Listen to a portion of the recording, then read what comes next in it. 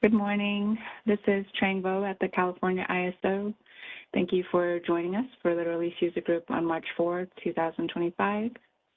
Today's call and webinar will be recorded and published after the meeting. The presentation will also be made available after the meeting and published by tomorrow.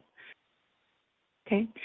So before I jump into the release presentation, I do have a couple of other items that I wanted to raise. So one is that this Sunday will be our daylight saving time transition for a short day. And we did publish the application information for expectations on the transition in each of our systems. So that is available on kaiso.com. There was also an associated notice that went out to provide bidding guidance over the DST horizon. And then also, just as a reminder too, is that the day ahead, we are in the day ahead submission horizon that covers the DST transition. And what that means is that for those that are interested, you are able to test your cyber bid submissions in the map stage environment this week to observe any of those, that formatting through the DST trade date. So please take advantage of that if that applies to you. And then just also, another announcement, I did commit to providing an update on the CMRI and OASIS infrastructure upgrade that is in map stage now, and then the plans for moving that to production. So we do plan to send a notice if we haven't already this week. We are on track for the production implementation of the CMRI UI and API and the OASIS UI and API changes in production. So it's framework upgrades, infrastructure upgrades, but it does result in a protocol change for OASIS that we worked through some user configurations for to ensure connectivity in the map stage environment. So stay tuned for notices on the DST transition as well as the OASIS and CMRI changes for production. But I also wanted to circle back and just make sure that I announced those here, as well as the opportunity again to test the DST submissions in map stage now, as well as the CMRI and OASIS changes in map stage now as well. All right, so Tony, please go ahead. Yes, I just want to clarify, is the OASIS and CMRI only related to the UI? I mean, I know you say web services, but I want to make sure I'm not confusing that with something that came up on a TUG call a couple of weeks ago that required using SS.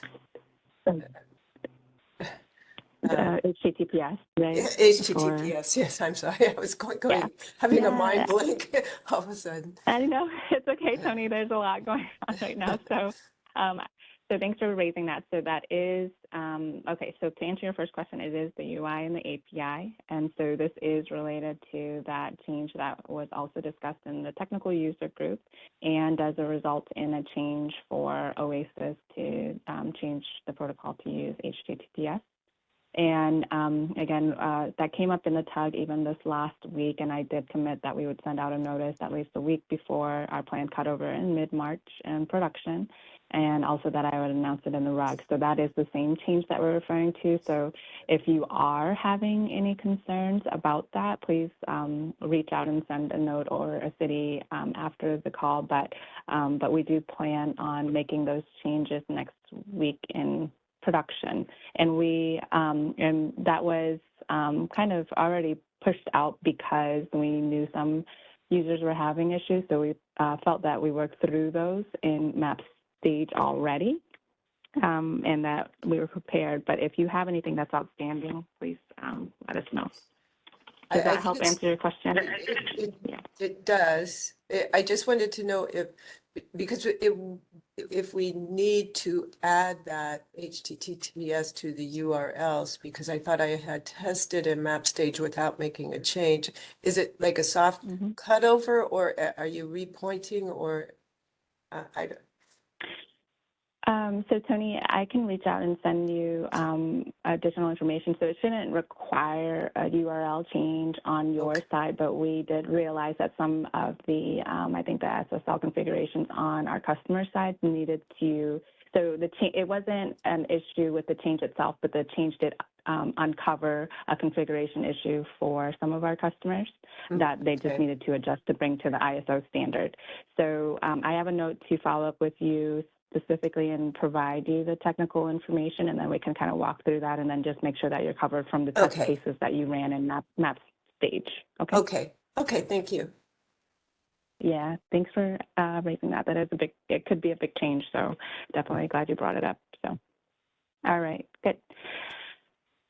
Jimmy, please go ahead. Hear me? You are on. Yes, now I Can you can. hear Yep. me? Hi. Yeah, I just wanted to confirm the CMRI updates that are going to production next week. There were no API updates, right? There are no changes specifically to the web services. So when I refer to the API, it's just indicating that there's underlying infrastructure changes for the framework of the API, but the web services themselves and how you're and what you're connecting to are the same. Okay, So it thanks for should be verifying. transparent from the CMRI API perspective. Yep. Thanks, Jimmy. Yep. Okay. I had one more quick question before we get into the Sure. agenda. It is about the Yep. new trust store certificates that are going into production, I guess, next week, March 12th. So on Mhm. the email notice that was sent out, there were links to all three of the new certs. One of them, Mhm. the EV Root CA, that link downloads Yep. the same certificate as the RSA Root CA, the first one. Is that supposed Mhm. to be correct? I don't know off the top of my head, Jimmy, but I will check on that afterwards. And then if we need to send out, so I'll definitely let you know. And then if we need to send out any clarification to the message, which I anticipate we'll send a reminder out prior to Tuesday anyway, then we can include that clarification as needed. But I will definitely at least let you know. Okay. Okay, thanks, Trang. If that's expected behavior. Yep. Okay. Thanks, Jimmy. Thank you. All right. And Gaston, please unmute your line and go ahead. Yes, thank you, Gaston, LBP Energy Company. Thank you for Jimmy bringing the question. We have the same comment.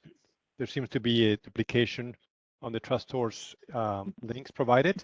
So if you could send a clarification, that would be wonderful.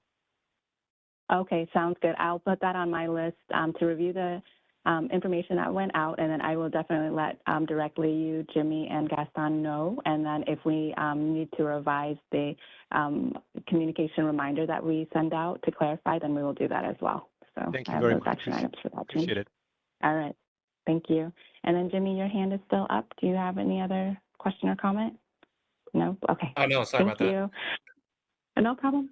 All right, so let's get on to the regular agenda, and thanks for all of the questions. Okay, so we'll start here with the release plan summary. So I did move things around a little bit, and each of these has their individual slides, but I will go over and highlight some changes that I made to the overall summary. So for Independent 2025, we have FERC Order 2023, and our next release is 2.2. That's planned for mid-March. And we have highest emergency ratings, still planned for activation in March. And then the CPM enhancements, track 1, on track for April. We have hybrid resources phase 2C RIMS for April, and then the CRR system upgrade hard cutover in the end of April. Then we have FERC 881 for track 2, planned by July of this year. So I did also add a slide for unwarranted storage bid cost recovery. And you'll see that there's not a specific month associated to that yet. So we're still working on the schedule for that, but I'll provide an update when I get to that slide, but it is targeted for this year. And then moving on to fall 2025, later on this year, we have subscriber PTO model and then the transmission exchange agreement, both planned by October for the full activation of those. And then in spring 2026, we have DAME and EDAM, and then our EDAM ISOBA participation rules, and then the EDAM onboarding in spring, and then the WEAM onboarding in in spring as well. And then for future releases, I moved the WEAM fab enhancements there as we work through the schedule. It is likely that that will move back into independent 2025, but because I didn't have any further updates on that, I wanted to kind of shift that out to the future releases until we have more certainty on the schedule. And then the same thing for enabling NGRs for inter-SC trades. That is in the future releases. Again, very likely that that will be in 2025, but until there's more certainty on the schedule, I'm moving that to the future releases. And then we have transmission service and market scheduling priorities track 4, which again is a possibility for this year as well, but is just in the queue for now. And then finally we have a settlement upgrade project where we're working on the baseline, the new updated rebaseline schedule, and hope to provide a more meaningful update by April. Okay. So I'm going to move on to the next slide in the presentation for BRS comments, what's behind us, what's open, and what's upcoming. All right. So we don't have any recent closures. The last closure of the comment period was the EDM ISOBA participation rules version 1.3 because we actually had a revision for version 1.4.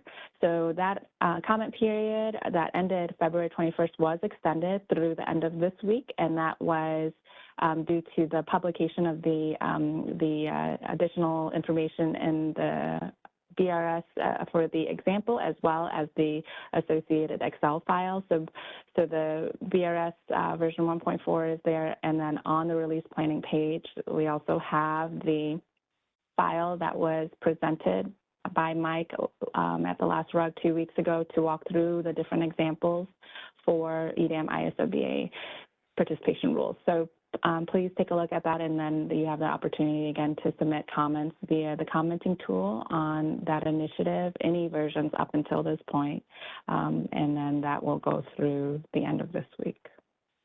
What we have upcoming is the CPM Enhancements Track 1. So that BRS is actually published on the release planning page, and the comment period is not open for that yet, so we'll work to get an associated comment period open up for that. But the BRS is there for your review. For the unwarranted storage BCR, our BRS is planning to publish this week, and that'll have an associated comment period as well. And then for EDM version 1.4, so that BRS we had planned for late February, but we had some additional changes that we needed to make, and so that ETA for publishing EDM 1.4 BRS is mid-March, and that will again have an associated comment period open as well. All right, so I'm going to go forward because these projects are covered in their individual slides, and then I'll stop at these ones for questions. All right, so we'll start with for 2023 generator interconnection lifecycle. So everything in black is behind us, and then just a note that further releases will add to the engagement window in Q1, and then the cluster study process module and gen interconnection agreement module in Q3, and then the infrastructure coordination module in Q4. And then the existing RIMS app and study will be migrated to the new GRIP platform in late 2025. So for blue, this is what's upcoming is release 2.2 that's targeted for mid-March, and that's focused on the DocuSign integration. And again, the study agreements will be populated with the necessary data and approved and executed. And this is going to be during the customer engagement window. And then just looking ahead, release 3 is targeted for mid-May, and then release 4 targeted for Q4 of this year, right? Any questions or comments on this? Okay, so we'll go on to highest emergency rating. Our updates here are in the market simulation and production area. So for market simulation, we were able to support integrated validation from customer submitted ratings in map stage to the other systems in our other non-production environments, and we were able to work through getting that that functionality shown through multiple systems from the customer submission and map stage, and have that documented and sent to the customers. So that was successful for the market simulation. And then for production, we're working on getting the activation by March 20. Any questions on this? All right. let's move on to CPM enhancements, track 1. All right, so this slide was already there, and so I do have a couple updates here. So one is the BRS, so that was published on February 26th, and we don't have an associated comment period open, but we will work on that. But that, please don't let that hold up your review. So take a look at the requirements for CPM enhancements track 1 that's planned to activate April 1st. So there are no tech spec changes and no market simulation. This is just updates to contact information that the customer can do. And then for BPMs, we do have PRR 1616 for the reliability requirements BPM that was published on January 31st as well. And that is all I have for CPM enhancements track 1 today. Any questions or comments on this one? All right. Move on to hybrid resources 2C for RIMS. So we'll go to the milestones here. All right, so no settlements, changes, no tech specs. So the training is confirmed for tomorrow, and so we're looking forward to providing that. And then our market simulation schedule is March 13 to March 19, and then the production activation April 9. So we the market simulation and production may shift out a little bit. So we're working through the implementation and the testing progress now. And so just a heads up that there may be a shift later in the market simulation, which would result in a later production activation. So we're monitoring that very closely. And then we will communicate any updates on the schedule for market sim and the production activation. But the training is not impacted by that and is on track for tomorrow. And that will cover some of these additional materials that were provided in the last rug. So we have the shape files that are published on the release planning page and the guidance here. And then we'll go over that a little bit more in the training tomorrow to help prepare for the simulation opportunity prior to production activation. Okay, and this is more supporting information that we provided before, including references to the readiness note and then the release planning page for the hybrid resources phase 2C implementation, including the shapefile changes. Right? Any questions or comments on this one? Okay, so moving on to CRR. All right. So here we are for the milestones. Our last CPG was February 27. Our next one is on March 20. And then we have a focus not only on market simulation, but also making sure that we have a clearly defined production cutover plan too that will communicate. And so those are hot topics in the CPG is getting through the market simulation execution and then preparing for the hard cutover for in transition and production. So for market simulation, we completed week 1 and week 2, and then week 3 is planned to start today. And so Martin is on the call too, and so he's been doing a great job driving the market simulation there, and then he'll send out an announcement when we're ready to start today's activities or resume today's activities for week 3 market simulation. Then after this week, we have the unstructured week 4 and 5. And I do need to update this because as a reminder, the next week, the map stage environment will be down for all applications, including CRR. So we will resume the market simulation for CRR the week of the 17th and then the 24th. Okay, so I'll update this, and Martin's been communicating that already, and then we've also sent out notices to all those that have access to MapStage that the whole environment will be down next week for infrastructure maintenance.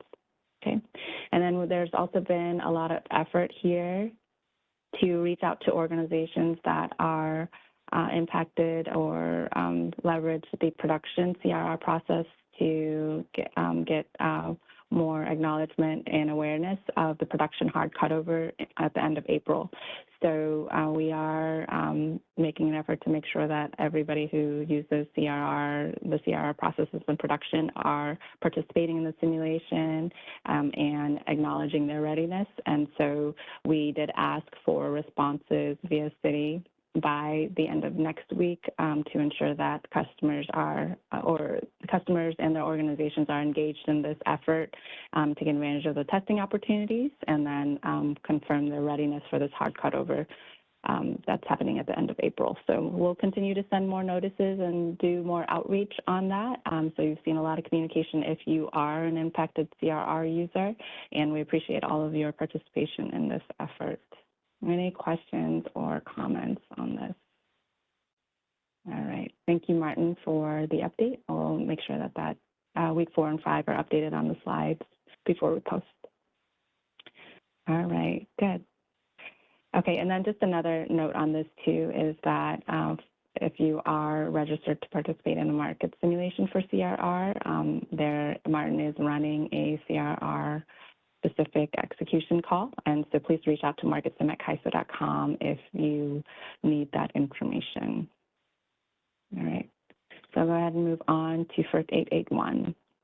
So we have some clarifications on this milestone slide. So I will start with the tariff activities. So there's a lot of tariff activities recently for this. So just to clarify, we did file a motion for extension of time. That was on January 27. And then we had an additional filing on February 6th with some content changes. And we've requested that FERC respond to both of those filings for the extension of time and the tariff revisions by April 15th. So we'll monitor that closely for their response. Hopefully it's received by then so that we can continue executing our plan. And then for the BRS, for track 2, those revisions are now planned for middle of March. And then for market simulation, we're in progress right now, and I'll have some more visuals in market sim breakdown in the following slides. And then for production, there are no other changes to this slide. We're still planning for track 2 in June of 2025 prior to the July 12 compliance date, and then track 3 is going to be a phased implementation. So I'm going to go through to the other slides, but let me stop for Felda first. Felda, please go ahead. Yes, hi, good morning, Trang. This is Felda with PG&E. Just wanted to clarify for the BRS track 2, so it's scheduled to be the revised BRS is scheduled to be published by mid-March, but at the same time, we are expecting FERC to come up with the decisions on the tariff revisions request by April 15th. So maybe by April or end of April, are we expecting another BRS revision, depending on FERC approval? So I appreciate your line of thought. So the answer right now is no, we're not expecting that. It could happen, but usually our process usually is that our draft tariff filing is what we align that BRS to, and then with the hope that FERC approves that filing as is, and then the BRS will also already have those changes that align with that filing. If, as an exception, FERC comes back and doesn't accept all of it or any of it, then at that point we may need to make some revisions. But usually we align the BRS, and so that version that you see is aligned with the tariff filing. And then happy path is if it's accepted as is, then the BRS will already reflect that, and that'll be fine. But it is, as you mentioned, is if they come back and we don't have acceptance for all of the scope, then there might need to be revisions to specify what we're moving forward with and what is needs to be adjusted. So there are 2 different paths there. The path that we're hoping for is no other revisions, but that'll just have to be something that we have to assess the response for. I see. Thank you, Trang. Yeah, thanks. Hope that's a good question and definitely a possibility, but we'll continue to keep you updated along the way. All right, so let's go forward to this view. And so the only change, the only thing that I wanted to call out here was the full market simulation. So right now in map stage, we have the WebLine R UI available, and the full market simulation includes the release of the APIs in MapStage and then the integrated simulation. And so that's now planned for April. It was end of March, but now we're looking at beginning to mid-April and for the start of that market simulation. But as a reminder, once we make those available, then it's an adopt when ready. And so while the market sim window, we say, is through June, it will actually continue to support that functionality in MapStage for any that still want to test there, and then, you know, make sure that they're all ready in MapStage prior to adopting in production. And then this is the timeline that's been updated as of last week to call out the two different filings, the motion for extension, the tariff revision, and then also the shift in the, and also the requested date for the response from FERC, and then the integrated market simulation window. Okay, so as I mentioned, even though the market simulation bar ends in July, we'll continue to support that functionality indefinitely, so in MapStage. All right, and then we have another supporting slide here, no changes at this time. And then more updated, more information for FERC 881 is here, including the phased-in implementation scope, the different implementation forums, the interfaces and references for WebLine R, and with the only outstanding item, the WebLine R API planned for by the middle of April in MapStage, and then the WebLine R access matrix. So those are all reference materials here, so I won't go over them in detail. But does anybody have any questions or comments on FERC 881? All right, so I'll go ahead and move forward. All right, so we have a new slide here. We did verbally talk about this initiative and implementation in previous release user group meetings, but this is the introduction of the slide. So we have unwarranted storage bit cost recovery, and then you can see the high-level business problem or need, and then the high-level scope here. We do have a BPM change in the queue for this for market operations, for the update for our internal system, MQS, the market quality system, to revise the EEA for the final bid prices for LESRs. There are tariff changes, and then the only impacted system is our internal system for MQS. And while there are no changes to settlements, this change to our internal system will be reflected in settlements.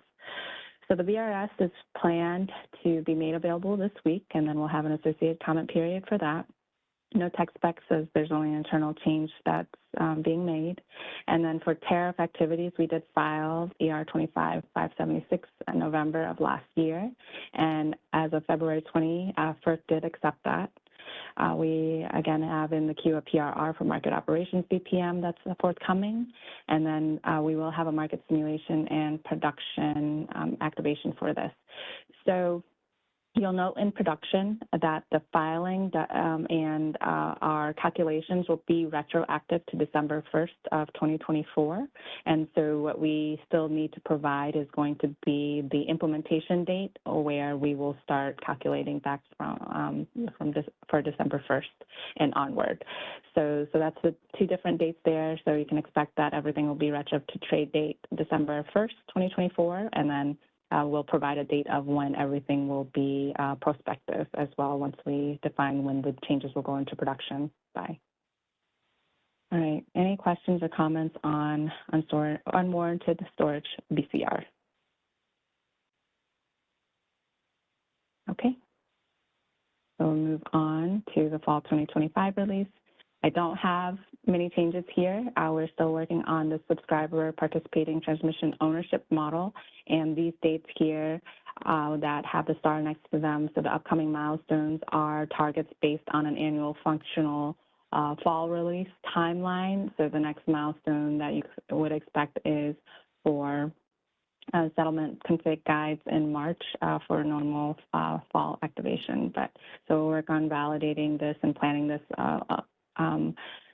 along with the other efforts that are happening in our environments, including what impacts to the market simulation environment are and expectations there, and then for production sequencing too. So more to come on this, but it is still in the queue for fall while we work through additional details. Any questions or comments on this one? All right. And then on to TEA. For TEA, again, so we have the full market simulation that's planned for July, aligning with the fall release timeline, and then the production activation by October. Okay. No other changes here. Any questions or comments on this one? All right. So let's move on to spring 2026 release. And so I know this is a little bit hard to see, but this is the overall timeline. And I wanted to take a moment and just kind of step back and then go over what to expect in MapStage as it is coming very soon. So this timeline, it starts June 1st, but you may also see other visuals, and I may update this to show that for some of our onboarding, so actually for our PAC EDAM onboarding entity, they will start connectivity May 1st in the MapStage environment. And so that is really just a network check to make sure that PAC can access MapStage, the network for all of the systems that they will use for EDAM onboarding. So that'll happen May 1st to 6/1. And then I wanted to distinguish here for 6/1 through 9/1. This is EDAM onboarding integration testing. And for regular ISO customers, this is similar to, this is also the EDAM implementation and DAME implementation connectivity period. And so there will be between 6/1 and 9/1, that is when the ISO will have code for DAME and EDAM in the MapStage environment. And we will also, for the the later part of that period, we will be producing sample settlement statements. I believe it's weekly, so just once weekly as part of that connectivity period for the ISO customers, and then for the EDAM onboarding integration testing period.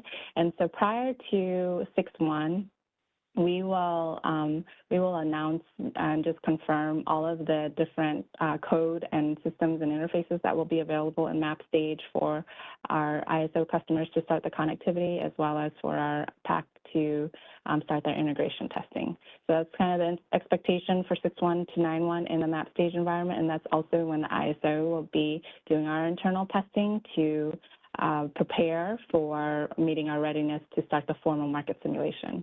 And then from 9/1 to 12/1, that is when we're doing the formal market simulation for DAME and EDAM's implementation, as well as for EDAM onboarding, all in the MapStage environment. And so those are the upcoming activities in MapStage that I wanted to just kind of speak to and clear up, because I believe we've had some of those questions in the past. So I feel like it's valuable to just kind of touch up on those expectations as we get closer and closer. So, all right. And then no changes to this, but that's hopefully that information is helpful to you. And then moving on to training, there is an update here. So you'll see that this was revised last week. So our training team did work with our onboarding EDAM entities for feedback. And based on the feedback, for the first item for the EDAM onboarding train-the-trainer sessions is now shifted from April to June. So that will take place from June 23rd to 26th. And you'll see that again is for our EDAM entities, designated trainers, okay? And then for the implementation training, that will start in August ahead of the market simulation for the implementations. All right. Okay, so let's move on to an overall settlements update for spring 2026 release. So the item in blue, kind of towards the bottom, is the update that I have for today. So there was an announcement that we sent out that we published the DAME and EDAM charge code change summary. So that is available on the release planning page now, and also discussed in the settlement user groups. And then it provides some guidance there to filter for the different tiers and new charge codes. And so that summary is available to you. And so we look forward to your review and providing any feedback. We hope that provides a lot of value and clarity in the mini settlement changes for in 2026. Okay. And then our next settlement milestone will be the first EDAM config output file for April 29. Right. Okay, so into the individual implementations, I'll just go to the milestones. So the DAME, for the next milestone, we have the PRRs for market instruments and market operations, and definitions and acronyms, which is no longer a BPM, but just a document out there. Those are planned to be updated by April 25. And then for settlements and billing, that will that BPM will be available by July 1st. Right. And then in August of this year, we'll resume the configurable parameter working group with a kickoff in August, and then the training as we saw earlier. Any questions or comments on DAME? All right. Okay, so we have supporting information for the working group for configurable parameters. No changes to that, so we look forward to resuming that conversation in August. For EDAM, the BRS version 1.4, again, is planned for publication mid-March with an associated comment period to support feedback on that. And then for settlements, we talked through the information that was made available this week, and then the April 29 date for the first config output file and tech doc posting and charge code matrix. And then for our BPMs, so again, the business practice summary was available as of July of last year, and then by July of this year, we plan to have PRRs for EDAM for each of these ones that are listed below. And I have an action, again, just to make sure that DAME and EDAM PRRs are planned at the same time and aligned by BPM so that we're not making a revision for DAME and then for EDAM. And so that should be the case that they're consolidated, but I will confirm that and then clarify on these slides. All right. Any questions or comments for EDAM? Okay, so moving on to EDAM ISO BA participation rules. So an update here is in the tariff space for FERC acceptance of the filing that we made in November. So that was accepted as February 20, so that I will check off as done. And for the BRS, again, the comment period is open now through the end of this week for BRS versions up through 1.4, including the example file that we posted. Okay. Settlements changes align with DAME and EDAM with the 4/29 date of the first config output file. And that is what we have now. Any questions or comments on the EDAM ISO BA participation rules? All right. Okay, no changes to the WEAM onboarding for spring of 2026. We continue to prepare for that market simulation to start in December of this year. Okay. Questions or comments? Okay, and then for future releases, I don't have any updates on any of these. As we get more information, we will announce that on the WEAM fab enhancements, and then the NGRs for physical trades, and then the settlement upgrade project. So that takes us to the end of the presentation, and our next RUG is in 2 weeks. Are there any additional questions or comments for today?